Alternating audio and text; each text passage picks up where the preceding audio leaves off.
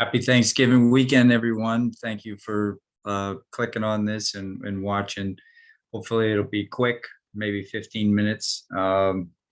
So today is November 28th, 2021. And I titled this When Vanguard Speaks, right? The old E.F. Hutton kind of comparison.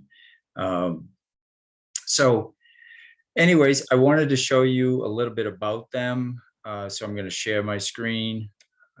Hang with me 1 second and we'll get there. So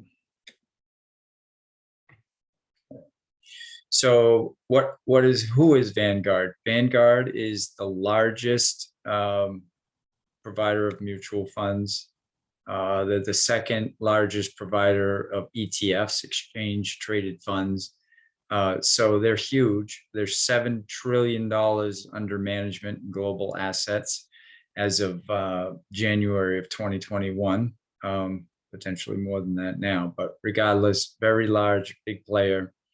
And so I wanted to put that as the backdrop and share a little bit of information with you. So we're going to move from there to this story here. Let's see. Maybe I'll see if I can stop sharing and then start again because it seems to be hung up a little bit. Best laid plans, right? Okay. So let's go here, share screen again. It's going to bring up that same section, but I should be able to access. Of course, this is what happens when you try to put a video together. Sometimes you've got to wheel with it. What I'm going to show you is a report that they just came out with. Here it is. Hopefully you can see this. It was under their education section. And they were talking about the 4% rule, and I want to give you a little bit of background if you don't know what that is. So a gentleman named William Bengen in '94 took a big swath of time and said, okay, if I have a 30-year horizon for retirement, so expect to be retired for 4 years, I have a stock combination bond allocated portfolio, what percentage can I stream out every year and not run out of money in that 30-year time frame? So that's the essence of it, right? There's some things to note. It's kind of more of a guideline than it is a rule. There was a group that probably really pushed the idea, grabbed it and pushed it, which was called FIRE, Financial Independence, Retire Early. So these folks were looking to invest in the market and then be able to retire, say, let's just say 40 years old and have it last throughout their lifetime. And so clearly this article, which was written in July of 2021, let me just go back up and show you that. And then, oops, I didn't stay there very long, but July 8th, 2021. And this is obviously on their website. And so this data was collected from 1926 to 1992. And then they also just came out with some guidance. So I wanted to show you this. On the left, you see US stocks, US bonds, and you see what they're saying was historical averages over this long period of time. From from 1926 to I think March of 2021, it said. So a long period. But what they did was they created this thing called the Vanguard Capital Markets Model. And what they were trying to do was create a more distributed year over year returns, so we know sequence of returns because the market doesn't just move in a straight line. It, some years you're up, different percentages, and some years you're down. And those really affect the actual returns. So they tried to come up with something and project what it was going to be over the next 10 years, which you see here. We went from, over 10% in stocks alone, and it's now looking like 4%, right? So this is them speaking to people and saying, hey, this is what you should start thinking about, right? So I want to say this is not financial advice. I'm a life insurance agent. I'm a authorized practitioner for the Nelson Nash Institute for Infinite Banking and the infinite banking concept. And so I am not trying to tell you what you should do. I'm trying to share information from my life experience, from my working with clients, and my study of this financial market. So I wanted to share that. The other thing about the 4% rule is they did not talk about expenses, so they didn't pull those out. So that really changes thing. I'll put a link to this story in the comments section. But I am going to use a 1% expense ratio when I'm using interest rates, because I'm going to try to do some comparisons to someone having a brokerage account or a 401k. And typically you're going to have at least 1%.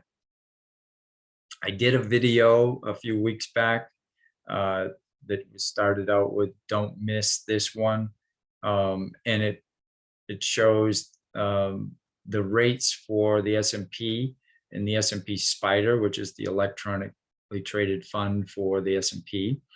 And I looked at from 2000 to 2009 every year what the returns were, so what that 10-year actual return was of a portfolio, and then I did it from 2010 to 2019. And then I said, well, from 2020 to 2029, what if I repeated that first 10 years that was from 2000 to 2009? And then what if I repeated the second 10 years? And so I had a 40-year return on someone's portfolio. And I initially will use a 1% expense ratio. I may do follow on, multiple parts to this video, but it's very conservative. Vanguard's huge. They use, I think a lower expense ratio, but 1% is very conservative, because there's reports that they're much higher than that. Most people don't know what they are within their portfolios. So, especially their 401ks. But anyways, I wanted to say that I'm going to use that, and that's pretty much all I want to show there. And what I'm going to do is show you a whiteboard eventually, but I'm going to use the maximum amount someone can put into their 401k. In 2021, it was 19,500, but next year it'll be 20,500, and that's the number I'm going to put into a portfolio on one side, and then what I'm going to put into a policy, an infinite banking policy on the other side, and show you the comparisons. What is really telling here is that 20,500 is not, it may sound like a lot, but when you see how it streams out in retirement, it's not anywhere near the kind of income that we have today, many people have today.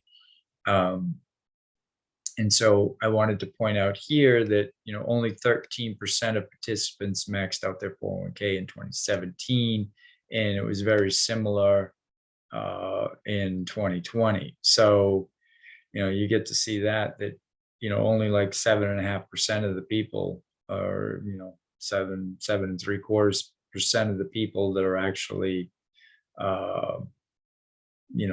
contributing to their 401k, or say 1 out of 7.5 people is actually maxing out their 401k. Sorry.